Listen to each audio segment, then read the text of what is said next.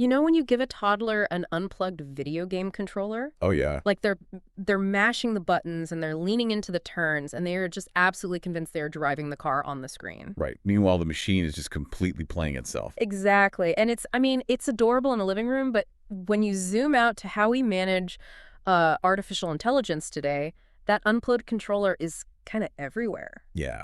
We call it human oversight, but honestly, it's starting to look a lot like a toddler driving a virtual race car. It really is. Which, I mean, that brings us to the paper we're taking a deep dive into today. Right.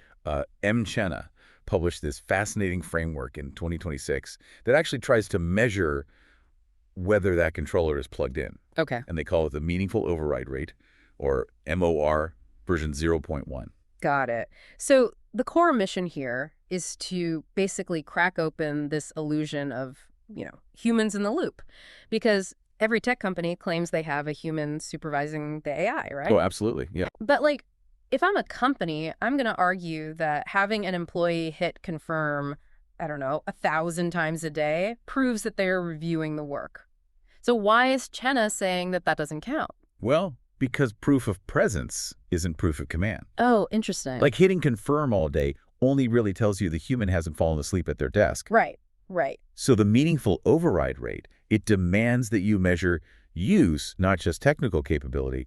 It's a specific fraction. Okay, what's the fraction? You take the number of meaningful overrides, so where a human actually reversed an AI's decision and the organization honored it, and you divide that by the total number of reviewable decisions. Wow. Okay, but let's look at the psychology of the actual office worker for a second, though. Yeah. Because what happens when the AI is just, I don't know, too complex to understand, or the human reviewer is just terrified of being wrong and getting fired? Right. They might technically have the power to say no, but in reality, they just rubber stamp everything.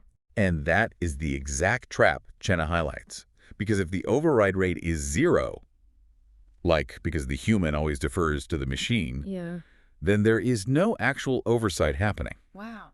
The paper actually uses a pretty striking phrase for this specific type of worker. What is it? They aren't oversight. They are just a, quote, crumple zone with a job title. Oof. A crumple zone. That is, wow. Meaning when the AI inevitably makes a disastrous mistake, the company just points to the human and blames them for not stopping it. Exactly. Even though the human never really stood a chance in the first place. Right. That's the reality. And of course, once you introduce a metric like MOR, companies will immediately try to game it to look good. Of course they will. Yeah. So to prevent that, MOR has to travel with these really strict rules. The paper introduces 2 main, they call them companions, to keep the metric honest. Okay. The first one is contestation latency. Which translates to do you actually have the time to disagree? Yes. Because, if an employee is forced to evaluate a complex AI output every 3 seconds to meet a quota, Right. that's not oversight. That's a sweatshop turnstile. Exactly. Yeah. You just cannot critically evaluate anything in 3 seconds. No, of course not. And the second companion is reversal validity.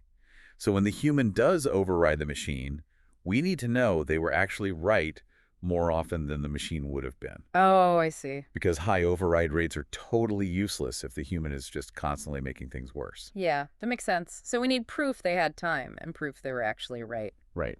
But Chenna goes further, right? With 5 specific validity tests to stop the corporate theater. Let's dig into how these actually stop companies from cheating.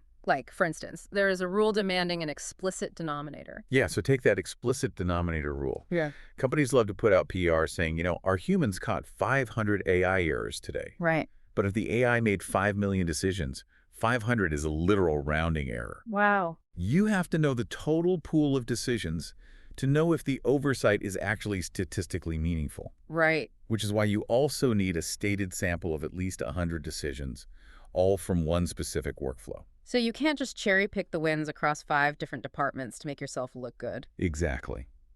You also mentioned inter-rater agreement, which sounds super academic. It does, yeah. What does that actually look like for the reviewers on the floor? So it basically means if you have 2 different humans review the exact same AI decision completely independently, they should come to the same conclusion. Okay. If one says the AI is right and the other says the AI is wrong, your oversight process is just arbitrary guesswork at that point.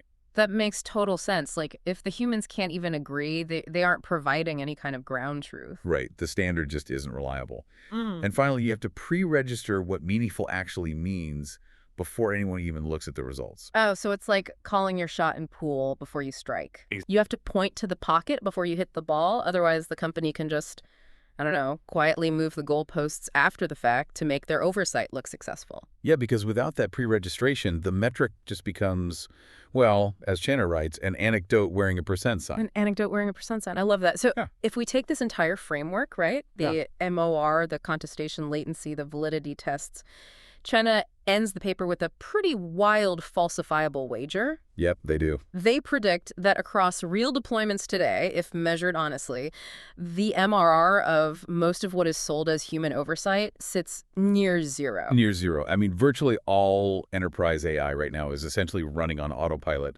under this framework. That is, I mean, if I'm listening to this and my company is deploying AI, or if I'm, say, vetting a vendor who promises their AI is safely supervised, the burden is now completely on them. Yep.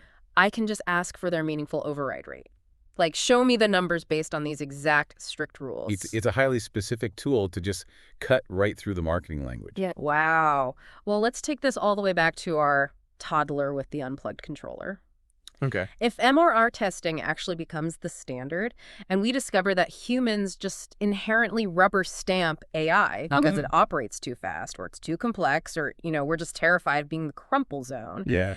does that mean the entire legal concept of human oversight is fundamentally impossible to achieve? I mean, if the machine is always effectively driving itself, maybe it's time we stop pretending the controller is plugged in.